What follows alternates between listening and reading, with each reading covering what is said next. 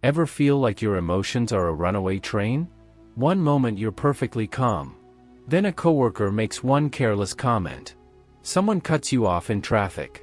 A friend doesn't reply to your message. And suddenly, your entire mood changes. Your heart races. Your thoughts speed up.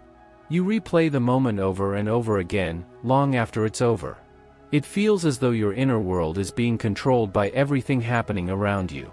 But what if that's only an illusion? What if the event itself isn't what controls you? What if the real source of your emotional turmoil lies somewhere else entirely? By the end of this video, you'll understand a timeless way of thinking that can help you meet anger, fear, disappointment, and anxiety with greater clarity. It isn't about pretending you don't have emotions, and it certainly isn't about becoming cold or detached. It's about learning how to experience your emotions without allowing them to take command of your life. Because emotional control doesn't mean feeling less.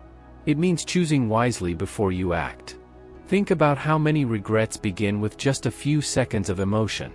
An angry reply you wish you could take back. A decision made out of fear. A relationship damaged by pride. The emotion lasted only a moment. The consequences remained for years. That's why emotional mastery has never been about eliminating feelings. It's about preventing temporary emotions from making permanent decisions. Most people believe the outside world determines how they feel. If they hadn't said that, if this hadn't happened, if life were just a little easier, then I'd finally be at peace.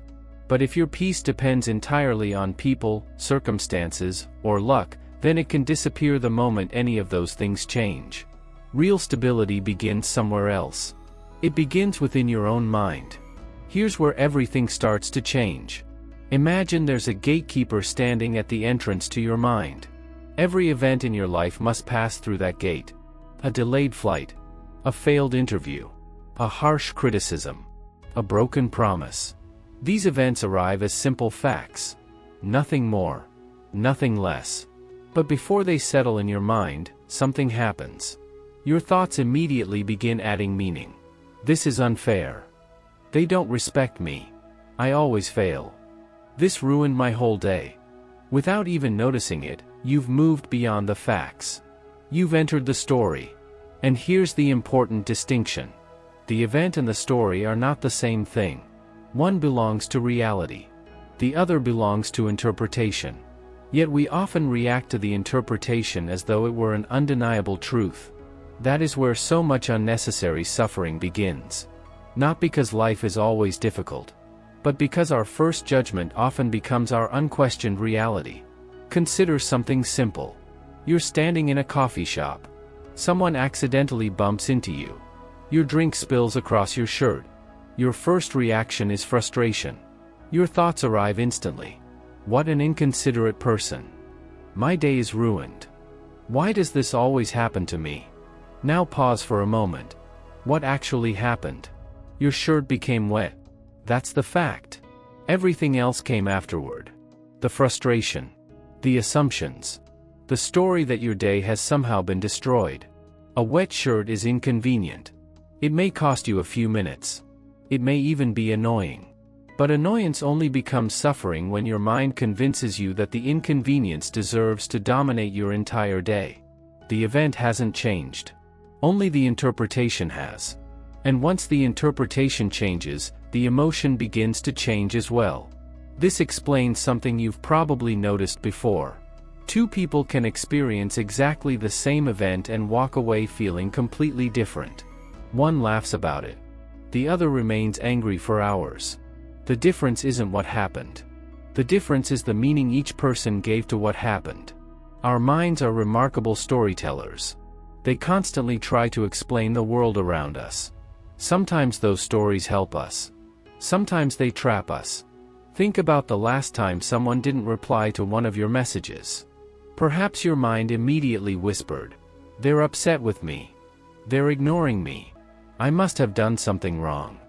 Hours later, you discover they were simply busy, driving, or had left their phone behind. The facts never changed. Only your interpretation did. Yet that interpretation was enough to create genuine anxiety. The feeling was real. but it was built upon a story rather than certainty. This is why emotional control doesn't begin by fighting your emotions. It begins by examining the thoughts that created them. Not every thought deserves to be believed. Not every emotion deserves to become an action. One simple question can transform the way you respond to almost any situation. Ask yourself, what actually happened? Not what you fear happened. Not what your imagination insists happened. Not what your emotions are shouting happened. Just, what actually happened? That question gently separates facts from assumptions. And once you've separated them, something remarkable happens. Your mind becomes quieter. Your emotions become clearer. You create space between what happened and what you choose to do next. That space may be invisible, but it is where real freedom begins. And learning how to protect that space is perhaps the most valuable emotional skill you can ever develop. Most people never notice that space. Life happens. They react. Someone raises their voice. They raise theirs. Someone criticizes them. They become defensive. Something unexpected goes wrong. They immediately assume the worst. The gap between the event and the reaction becomes so small that it almost disappears. But that tiny space is where your freedom lives. Every calm decision you've ever admired. Every person who remained composed while everyone else panicked. Every individual who walked away from an argument instead of making it worse. They all protected that space. Not because they didn't feel emotion. Because they refused to let emotion make the first decision. The next time you feel anger rising, try something that feels almost unnatural. Pause. Not for 5 minutes. Not even for one. Just long enough to notice what's happening inside you. Notice your breathing. Notice the tension in your shoulders.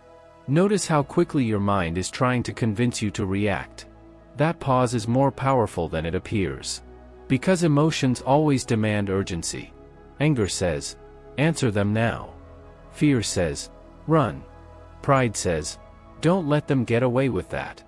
Anxiety says, you have to solve everything immediately. But urgency is rarely wisdom. The loudest voice in your mind is not always the wisest one. Instead of asking, how do I stop feeling this? Ask yourself a different question. What is this emotion trying to make me do? That single question changes everything. Anger wants you to attack. Fear wants you to avoid. Jealousy wants you to compare. Pride wants you to prove yourself. Disappointment wants you to give up. The emotion always asks for action. You don't have to obey it. You only have to understand it. There's another habit that quietly changes the way you experience difficult moments. Instead of saying, I am angry, try saying, I notice anger. Instead of, I am anxious, say, I notice anxiety. It seems like a small change in language, but it creates an important shift.